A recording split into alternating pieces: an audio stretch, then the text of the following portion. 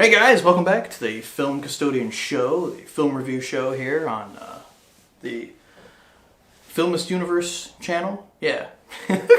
Surely I know the name of my own channel. So today we're talking about Guardians of the Galaxy 3. So Guardians of the Galaxy 3, my initial reaction walking out of the theater was that I enjoyed it. I had a lot of fun. I had a great time watching it with my friends. It was a really good time. I had it as a real high score. And then I started to think about it. And there were all the things that deep somewhere in my subconscious was like, why is that like that? Why is that like that? But the film is moving so fast and whatnot that you're just kind of going along for the ride, much like the characters in the film, much like the Guardians in the film, and you're like, okay, great, I'm having fun, this is good. But then you do kind of feel the time. You know, I did look at my watch once. I'm like, oh, I guess it's we still got like a half hour to go, because it is long. It's like 150 minutes, so it's 2 hours, 2.5 hours or so. It's really long. I think 10 minutes, 15 minutes could have been taken out of it. I don't want to do spoilers. I'm going to kind of keep this a little bit spoiler free. But I guess I'll throw this spoiler out there right away. So if you don't want to hear the spoiler, then go off somewhere else. So, nobody dies. It's funny, I'm like, oh, I'm not going to give any spoilers, but then I give the biggest spoiler of all. Nobody dies. And that is the biggest problem I have. One of the biggest problems. There's a lot of problems with this movie, but that's probably the biggest problem, is that nobody dies. And because that works into the film, as there's a lot of fake outs.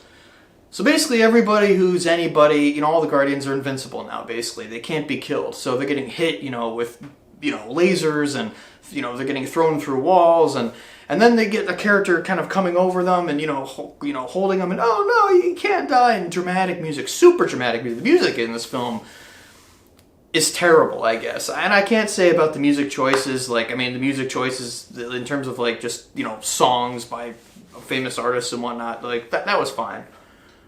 But again, how they were used wasn't really fine. But I'll come back to that. So it's real dramatic music. Someone's dying. And then it's just like, oh wait, no, you're okay. And then they immediately come in with the copyrighted music, or that they got the some famous song, and then it's right back to the comedy.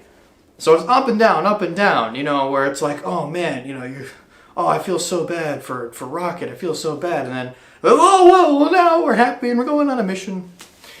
Alright, it's just a lot to unpack here. So let's just say that the film is basically about Rocket Raccoon and his past, and now his past is coming back to haunt him and the rest of the Guardians. And I guess, which is, I don't know, kind of an interesting choice, I guess. The first film was about the entire team getting together, right? And I haven't seen the first film in years, and I only saw the second film once in the theater, and that was 2017, so... And I believe that was just about something to do with Quill's father, right? Star Wars' father, which was, what's his face? And, Echo? Or Ego, right. And he's like a whole planet and all this kind of stuff.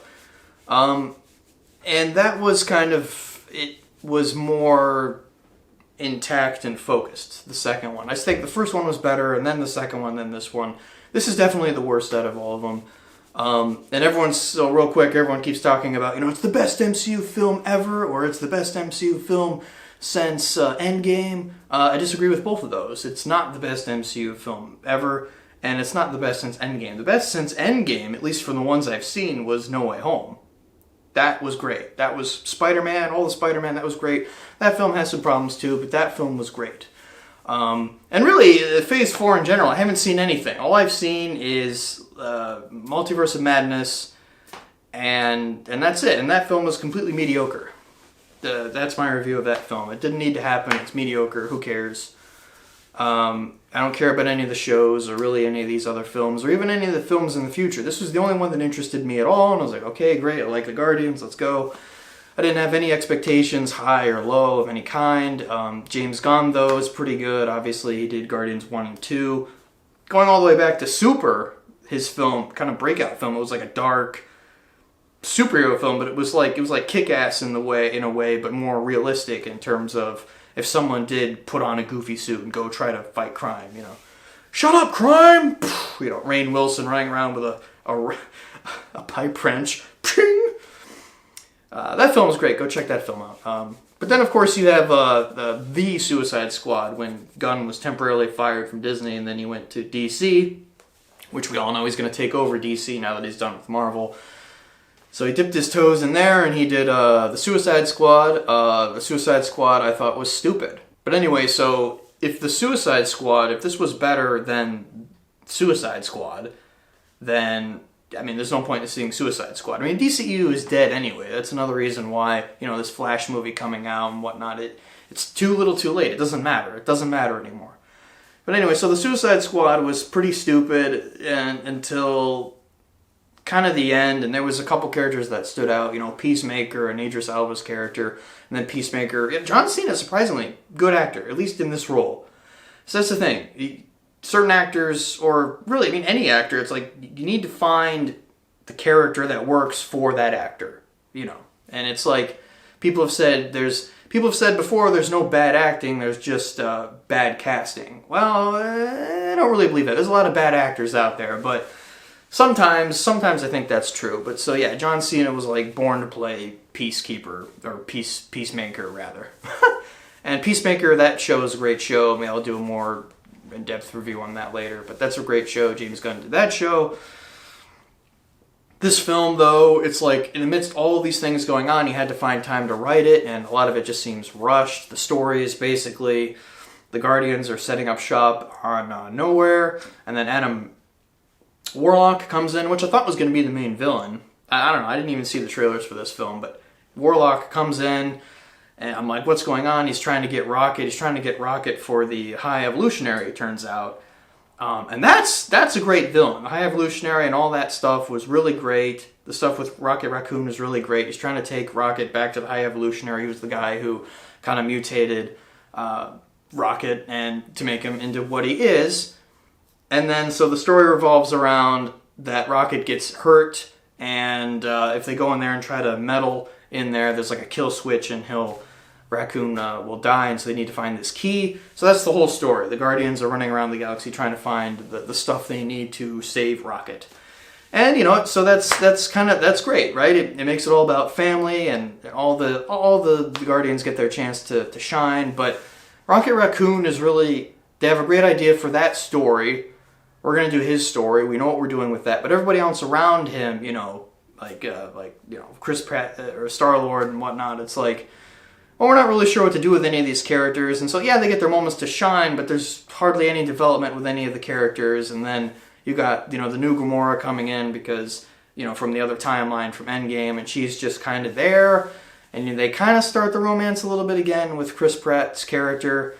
And, yeah, so that just felt off. I mean, you know, Nebula had some really good stuff. I mean, you still love the characters and everything that they're doing, but there's not a whole lot. It's just, let's show up, do a bunch of jokes. There's a really dramatic moment, do a bunch of jokes. There's a real dramatic, you know, wash, rinse, and repeat. It's the same thing over and over again.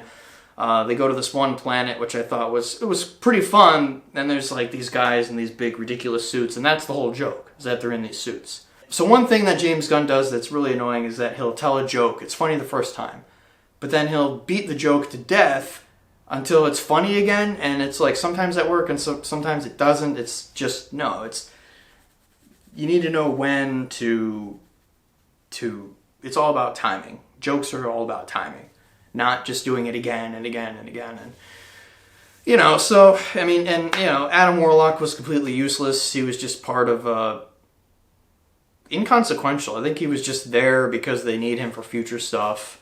You know, setting up future stuff, as the MCU does, and those are always the weakest elements, right? Setting everything up for later, because it doesn't have anything to do with the now. There's some really dumb stuff, like they can just infiltrate ships easily. The High Evolutionary ship has no defenses. Just a lot of weird choices, a lot of convenience. But, you know, hey, in the end, you're going to have fun with your friends if you enjoy the Guardians and you enjoy these characters.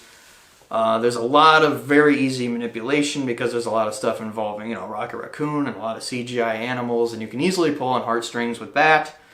So the stuff with Rocket Raccoon is really awesome. The stuff with, The High Evolutionary is one of the best villains I think the MCU has had. It's really well acted. It's really well done. Again, I really haven't seen anything from Phase 4. I think this is Phase 5. I don't even know.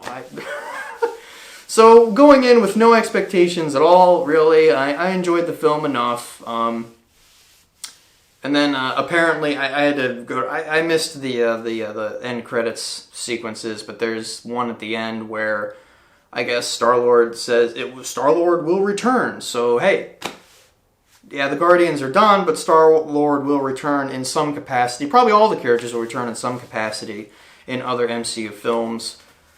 They just won't be the Guardians of the Galaxy or, a James Gunn film, because James Gunn is moving over to DC Studios to helm that over there. And I mean, and really, you can already see it. Just imagine a James Gunn Justice League where it's the Guardians of the Galaxy, but you replace Star-Lord with Superman, right? You replace Drax with Batman, whatever. And you that's what it's going to be. It's going to be the characters yelling and screaming at each other. Then there's going to be some gut-wrenching music, and somebody might die, and then here's a soundtrack, here's a famous song that people remember from the 80s or whatever. And then, that's going to be it. That's his whole thing. That's James Gunn's thing. So yeah, I think this is a pretty good movie. 7 out of 10. 7 out of 10. Go see it once. Go see it twice. And also something that was good about this film on a final note is that it's very isolated.